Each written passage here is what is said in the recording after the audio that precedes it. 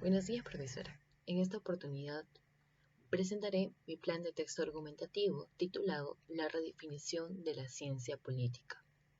Referirse a la ciencia política, en otras palabras, el análisis de la política principalmente, comparte cierto nivel de confusión.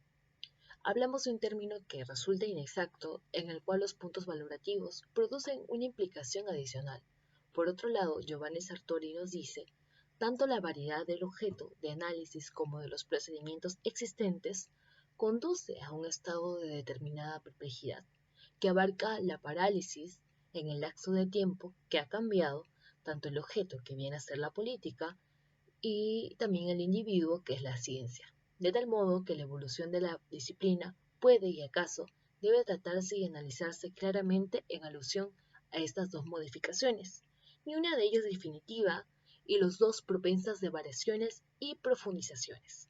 En este proceso es importante conocer cómo este tipo de ciencia política se entrelaza con estilos que son regionales y nacionales, en los que destacan las tesis de especialización, de la fragmentación y la hibridación.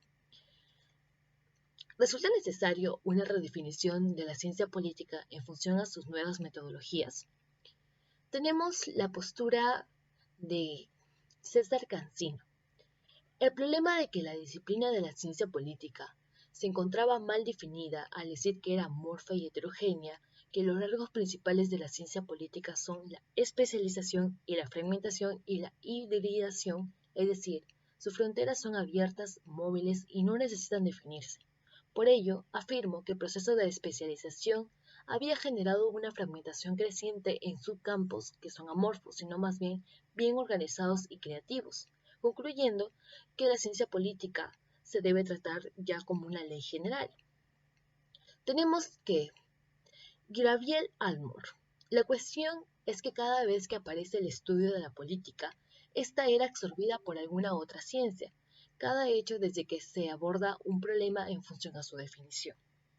Desde que se profundizaba dejaba de pertenecer al conjunto general de la ciencia política, para entrar en el comportamiento particular de una disciplina positiva bien caracterizada.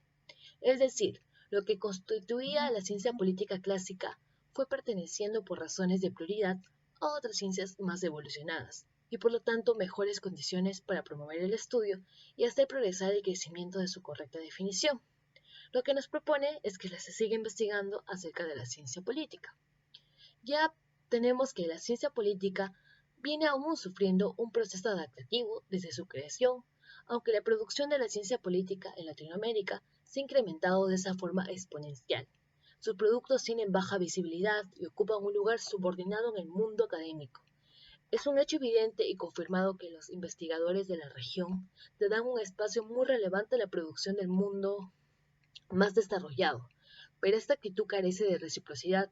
Los textos producidos en el primer mundo raramente citan trabajos publicados en América Latina. Por esto podría pensarse que la escasa referencia a la producción de la ciencia política en el mundo desarrollado se ve simplemente o se ve inexistente en la calidad y son aceptados para lograr solamente condiciones suficientes, lo cual puede ser parte de la misma explicación sobre su redefinición, ya que los niveles desarrollados en Latinoamérica son mucho más inferiores a los de otros mundos y otros ámbitos, y las capacidades científicas son limitadas.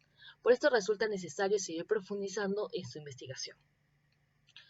También tenemos que desde la antigüedad la ciencia política clásica se ha ido transmitiendo en un vasto cuerpo de teoría y conocimiento, que hoy se engloba bajo las categorías de la ciencia política seria. Sin embargo, es imposible formular una definición precisa o del contenido del método y de la disciplina, peculiarmente más amplia, puesto que en la denominación ciencia política o en ciencia de la política, para algunos, ni el concepto de ciencia política ni tampoco el de política tiene una connotación fija. En otras palabras, la disciplina carece bien de un conjunto claramente delimitado o bien de una metodología definitivamente prescrita. Es por eso también que a partir de este planteamiento, desde hace tiempo se ha consolidado la costumbre de distinguir si la expresión ciencia política se emplea en un sentido amplio o en un sentido restringido, es decir, plural o singular. En este sentido amplio, la definición denota cualquier estudio del inmenso de, de las estructuras y las dinámicas políticas, conducidas con rigor y sistematización sobre lo riguroso que puede ser o el examen de los hechos expuestos con argumentos razonables y un léxico apropiado.